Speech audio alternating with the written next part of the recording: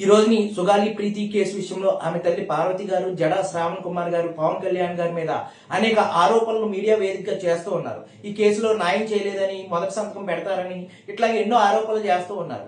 ఈ రోజుని 2017 ఆగస్టు 19వ తారీఖున ఈ సంఘటన జరిగింది. మొట్టమొదటిసారిగా అనుమానాస్పద కేసు కింద నమోదైతే కట్టమంచి రామలింగారెడ్డి రెసిడెన్షియల్ హై స్కూల్ హాస్టల్ నందు ఈ సంఘటన జరిగితే ఆ కరస్పాండెంట్ గారిని అలాగే ఆ వారి పిల్లల్ని కూడా ఇందులో నిందితులుగా పోస్ట్ మార్టం ఆధారంగా నిందితులుగా చేర్చి హత్య చేయబడినట్టుగా వారి మీద సెక్షన్ ఏదైతే క్రైమ్ నెంబర్ 2221/2017 సెక్షన్స్ 302, 201 సెక్షన్ల ప్రకారం పోక్సో SC/ST అట్రాసిటీ కేసుల కింద నమోదు చేయడం జరిగింది.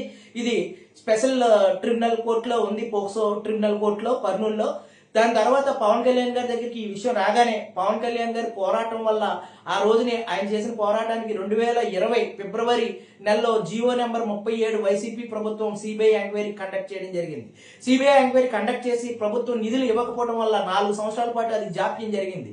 మళ్ళీ ఈ కేసు విషయంలో 2021 సంవత్సరంలో పవన్ కళ్యాణ్ గారి పోరాటం వల్ల సుగాలి ప్రీతి తల్లి గారికి 8 లక్షల రూపాయల ఆర్థిక సాయం, ఆ సుగాలి ప్రీతి తండ్రి గారికి రెవెన్యూ శాఖలో జూనియర్ అసిస్టెంట్ గా జాబ్ ఇవ్వటం, అలాగే 5 ఎకరాల భూమి, 5 సెంట్ల భూమి ఇవన్నీ ఇవ్వటం జరిగిందండి. ఈ రకంగా అన్ని రకాల నష్టపరిహారం ఇవ్వడం జరిగింది. అలాగే సిబిఐ ఎంక్వైరీ జరిగింది. ఇదన్నీ పవన్ కళ్యాణ్ గారి పోరాటం వల్ల కాదండి.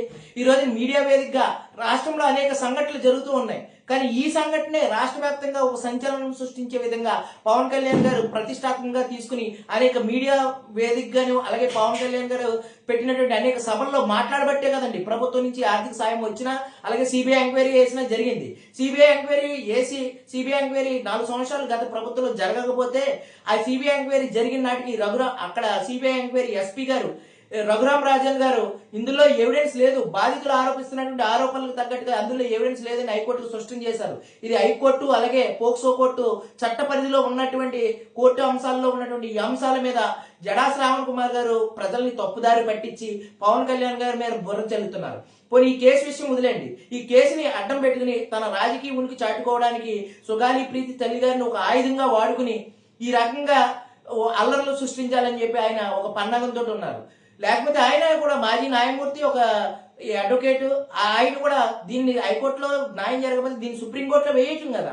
అలా కాకుండా దీనికి ఒక కులం కార్డు తగిలించడం, దీన్ని కులం కొంబట్టి రెచ్చగొట్టడం, పవన్ కళ్యాణ్ గారి అకౌంట్లోకి అనేక 100 కోట్ల రూపాయలు అవినీతి ద్వారా వచ్చేస్తున్నాయని అసత్య ఆరోపణలు కూడా చేసి ఉన్నారు.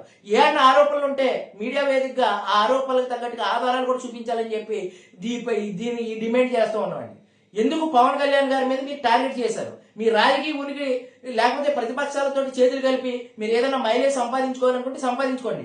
కానీ మీకంటూ ఒక గౌరవప్రదమైనటువంటి స్థానం, గౌరవ గుర్తింపు సమాజంలో ఉన్నాయని మర్చిపోవద్దు. సుగాలి ప్రీతి కేసు విషయంలో పవన్ కళ్యాణ్ గారు చేసిన పోరాటం ఏంటో రాష్ట్ర ప్రజలకి తెలుసు.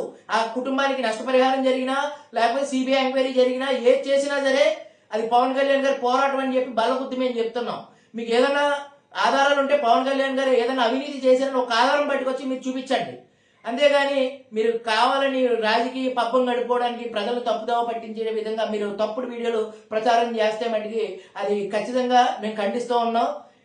సుగాలి ప్రీతి గారికి న్యాయం చేయమని అధికారంలోకి వచ్చినప్పుడే డీజీపీ గారిని అలాగే హోంమంత్రి గారిని ఆదేశించడం జరిగింది. గత ప్రభుత్వంలో కూడా సిబిఐ ఎంక్వైరీ వేయాలని చెప్పి కేంద్రానికి కూడా లెటర్ రాసింది కూడా పవన్ కళ్యాణ్ గారే. ఇంత కృషి చేసినటువంటి పవన్ కళ్యాణ్ గారు అది న్యాయ వ్యవస్థ పరిధిలో ఉంది. న్యాయస్థానం పరిధిలో ఉన్నప్పుడు ఎవిడెన్స్ ఎవరు చేయాలండి? సిబిఐ ఇన్వెస్టిగేషన్ చేసింది, పోలీస్ వ్యవస్థ ఇన్వెస్టిగేషన్ చేసింది. అక్కడ ఇన్వెస్టిగేషన్ పారదర్శకంగా జరగకపోతే మరి ఒక ఇన్వెస్టిగేషన్ చేయమని చెప్పి హైకోర్టులో చేయకపోతే సుప్రీంకోర్టుకు వెళ్ళాలి తప్ప దీంట్లో న్యాయ వ్యవస్థ పరిధిలో ఉన్న విషయాన్ని పవన్ కళ్యాణ్ గారి మీద వ్యక్తిగత విషయానికి రుద్దడం ఏంటి?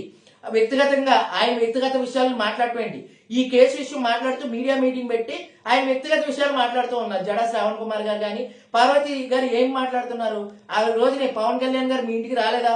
ఇలాగ రాష్ట్రంలో అనేక పోక్సో కేసులు జరుగుతూ ఉన్నాయి. కానీ మీ కేసుకి ఇంత వెయిటేజ్, ఇంత గొప్పగా ప్రజల్లోకి ఎలా వెళ్ళింది? పవన్ కళ్యాణ్ గారు తీసుకోలేదండి.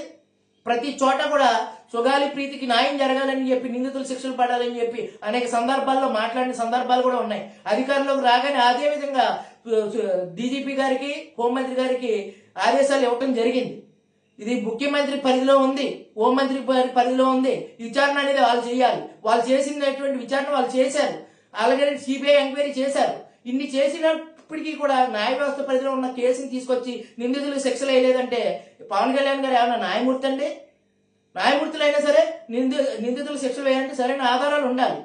అర్థం బద్ధం లేని ఆరోపణలు చేయడం, ప్రతిపక్షాలతో చేతులు కలపడం, ఈ రోజు నీ పవన్ కళ్యాణ్ గారు మీద ఏదో విధంగా బురద జల్లాలని చెప్పి ఇటువంటి తప్పుడు వీడియోలు చేసి ప్రజల్ని తప్పుదారి పట్టిస్తున్నారు. దీన్ని ఖండిస్తూ ఉన్నాం.